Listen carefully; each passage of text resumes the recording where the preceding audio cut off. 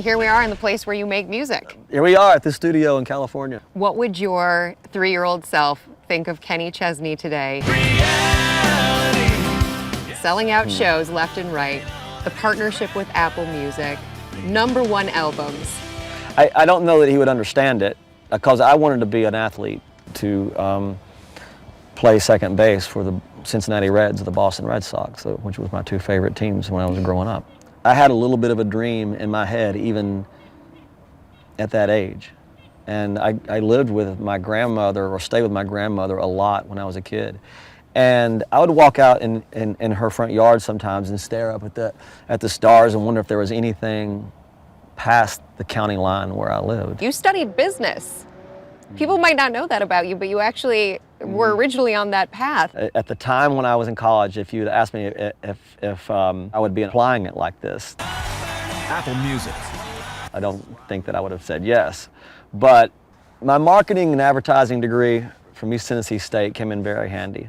I think college does a lot for you. All of a sudden, you're in this environment where nobody can bail you out of life but you, for the first time in your life. And that happened for me.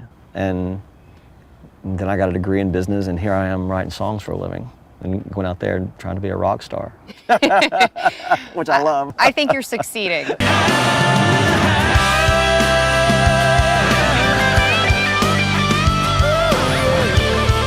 How does Apple Music fit into the whole business of Kenny Chesney?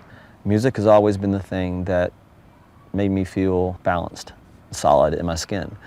And because I am so fan-oriented, driven, and it's what I think about all the time, I think this association with Apple Music just enhances all of that. I think it just helps my relationship, that bond that I have with my audience. Because the more music we have in our life, the better. I can open my computer and hit shuffle on my iTunes, and it wouldn't repeat a song for 3 weeks. You have 3 weeks worth of music? I have a lot of different playlists for pre-show. I have a playlist to work out with. Tell us about the pre-show playlist. My pre-show playlist is all songs that are really aggressive and high energy. What do you think the No Shoes Nation would be most surprised to hear is part of that pre-show music routine? I don't know. I think they're pretty used to me playing a lot of really high energy music. It's everything that I grew up with. I mean, you name it, it's everything. It's Aerosmith, it's AC/DC, it's Bruce Springsteen, it's you name it.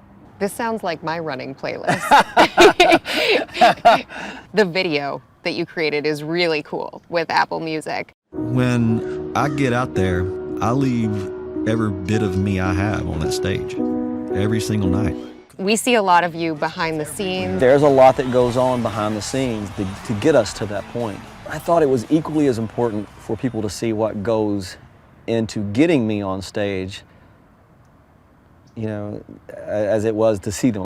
The star out there is a guy who came from Eastern Tennessee, who killed himself and still kills himself to be up there every night. And that's as important for your fans to see as it is for the music. Well, music has always elevated me. Music has always pushed me. People are used to seeing me on stage and seeing that part of my day and that part of my night. But they don't know how much heart and soul goes into getting me up there at 9 o'clock by a lot of different people. What's your #1 piece of advice to all the young people who are looking up to you, wanting to do and accomplish the things you've done? The one thing that I always say and that I always think about is just do it. There's no correct way or incorrect way. It's just go and all of a sudden it just becomes what you do. All of a sudden I was in college and I was playing a couple of nights a week in a college bar for tips and free enchiladas and a few beers at night. Next thing you know, I was playing 4 nights a week. Next thing you know, my grades started going like that. Next thing you know, people were actually listening to what I was doing, and that's addictive. So all of a sudden, it just became something that I was doing a lot. Never realizing that I was going to have music take me to places and allow me to meet people that I would have never have met. Music is the most powerful thing we have in our lives. It can change people. It can transform people. And it's been the one thing that I have leaned on for as long as I can remember when I didn't feel like I had anything else. There was always music to get me out of any funk I was in, or to make me feel happy, or to move me along in life.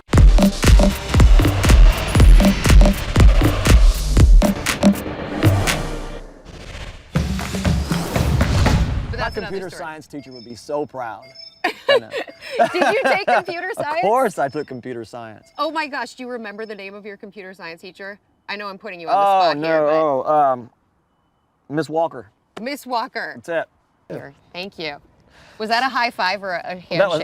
Here you go. Is there a lot of punching involved? Because when I really need it, when I'm running along and listening to Apple Music. Oh, you punch? Oh, I completely start. It's like I have to do whatever it takes to really make it aggressive and I got a few Eminem songs on there.